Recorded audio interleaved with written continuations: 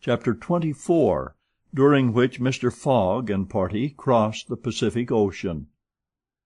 What happened when the pilot boat came in sight of Shanghai will be easily guessed. The signals made by the Tankadere had been seen by the captain of the Yokohama steamer, who, espying the flag at half-mast, had directed his course towards the little craft.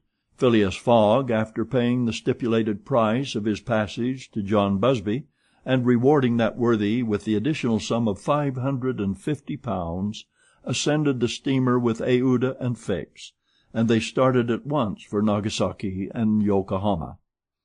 They reached their destination on the morning of the 14th of November. Phileas Fogg lost no time in going on board the Carnatic, where he learned, to Aouda's great delight, and perhaps to his own, though he betrayed no emotion, that Passepartout, a Frenchman, had really arrived on her the day before. The San Francisco steamer was announced to leave that very evening, and it became necessary to find Passepartout, if possible, without delay.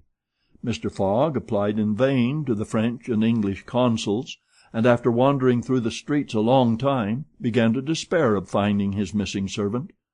Chance, or perhaps a kind of presentiment, at last led him into the Honorable Mr. Battlecar's theatre. He certainly would not have recognized Passepartout in the eccentric mountebank's costume, but the latter, lying on his back, perceived his master in the gallery. He could not help starting, which so changed the position of his nose as to bring the pyramid pell-mell upon the stage. All this Passepartout learned from Aouda, who recounted to him what had taken place on the voyage from Hong Kong to Shanghai on the Tankadere, in company with one Mr. Fix. Passepartout did not change countenance on hearing this name. He thought that the time had not yet arrived to divulge to his master what had taken place between the detective and himself, and in the account he gave of his absence he simply excused himself for having been overtaken by drunkenness in smoking opium at a tavern in Hong Kong. Mr. Fogg heard this narrative coldly, without a word, and then furnished his man with funds necessary to obtain clothing more in harmony with his position. Within an hour the Frenchman had cut off his nose and parted with his wings, and retained nothing about him which recalled the sectary of the god Tingao.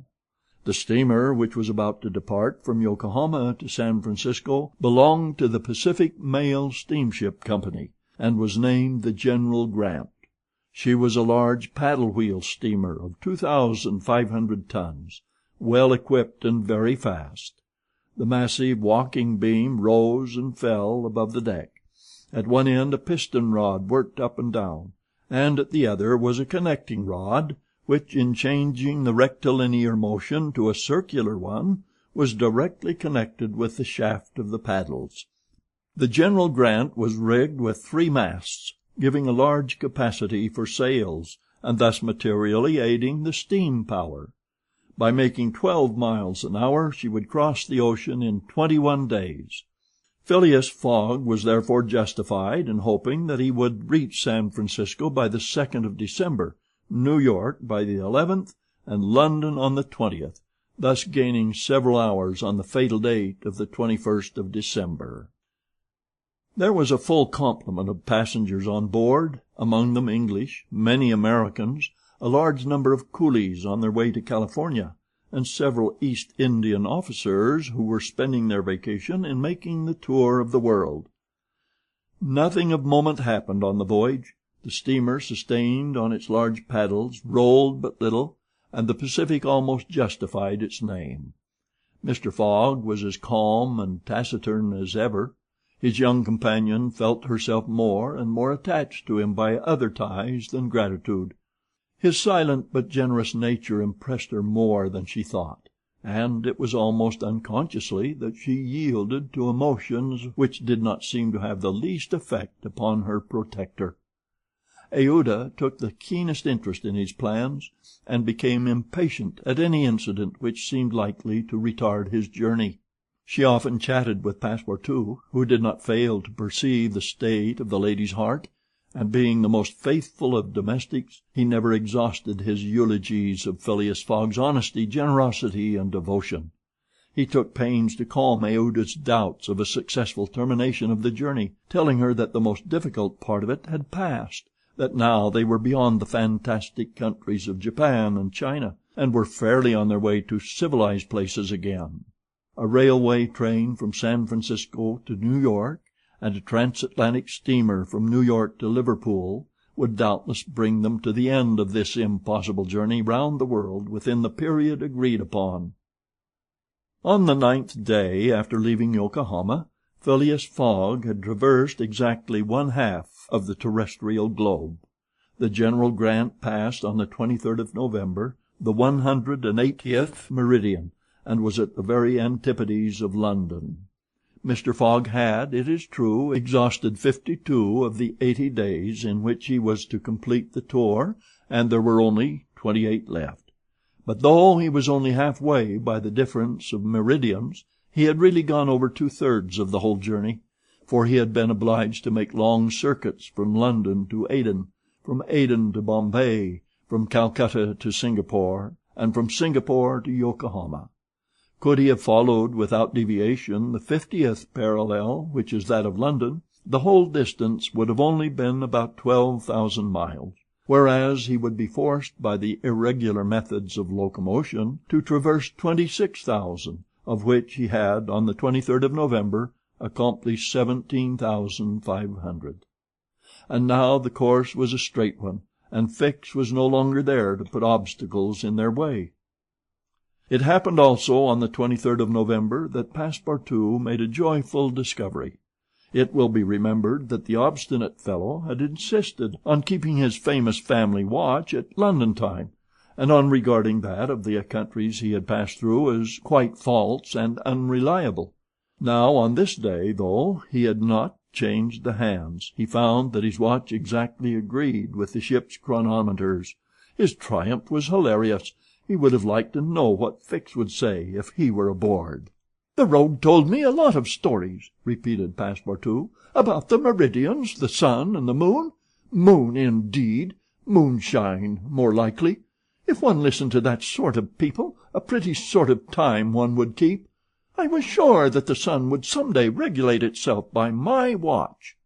Passepartout was ignorant that if the face of his watch had been divided into 24 hours, like the Italian clocks, he would have had no reason for exultation, for the hands of his watch would then, instead of as now indicating 9 o'clock in the morning, indicate 9 o'clock in the evening, that is, the 21st hour after midnight, precisely the difference between London time and that of the 180th meridian. But if Fix had been able to explain this purely physical effect, Passepartout would not have admitted, even if he had comprehended it. Moreover, if the detective had been on board at that moment, Passepartout would have joined issue with him on a quite different subject, and in an entirely different manner. Where was Fix at that moment? He was actually on board the General Grant. On reaching Yokohama, the detective, leaving Mr. Fogg, whom he expected to meet again during the day, had repaired at once to the English consulate, where he at last found the warrant of arrest. It had followed him from Bombay, and had come by the Carnatic, on which steamer he himself was supposed to be. Fix's disappointment may be imagined when he reflected that the warrant was now useless. Mr. Fogg had left English ground, and it was now necessary to procure his extradition. "Well," thought Fix, after a moment of anger, "my warrant is not good here, but it will be in England. The rogue evidently intends to return to his own country, thinking he has thrown the police off his track. Good, I will follow him across the Atlantic. As for the money, heaven grant there may be some left. But the fellow has already spent in travelling, rewards, trials, bail, elephants, and all sorts of charges, more than £5,000. Yet, after all, the bank is rich." His course decided on, he went on board the General Grant, and was there when Mr. Fogg and Aouda arrived. To his utter amazement he recognized Passepartout, despite his theatrical disguise. He quickly concealed himself in his cabin to avoid an awkward explanation, and hoped, thanks to the number of passengers, to remain unperceived by Mr. Fogg's servant. On that very day, however, he met Passepartout face to face on the forward deck.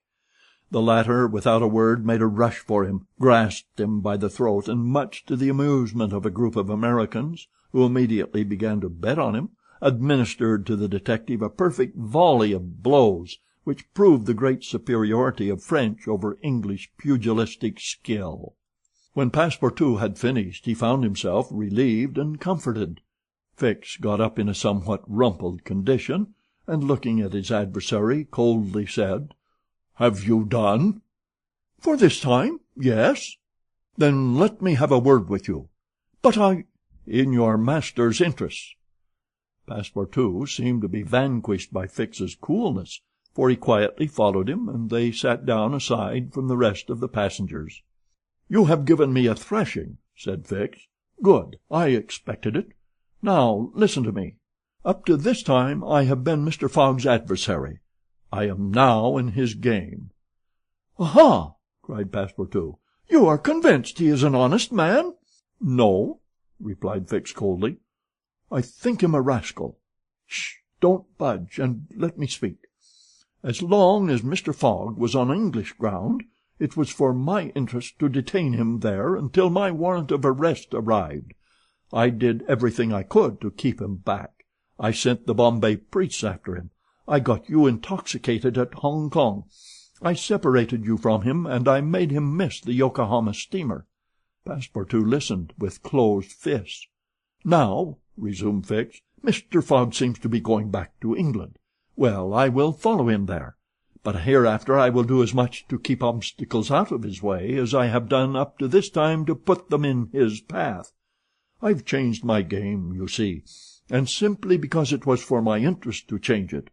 Your interest is the same as mine, for it is only in England that you will ascertain whether you are in the service of a criminal or an honest man." Passepartout listened very attentively to Fix, and was convinced that he spoke with entire good faith. "Are we friends?" asked the detective. "Friends? No," replied Passepartout. "But allies, perhaps. At the least sign of treason, however, I'll twist your neck for you." "Agreed," said the detective quietly. 11 days later, on the 3rd of December, the General Grant entered the bay of the Golden Gate and reached San Francisco. Mr. Fogg had neither gained nor lost a single day. End of chapter 24.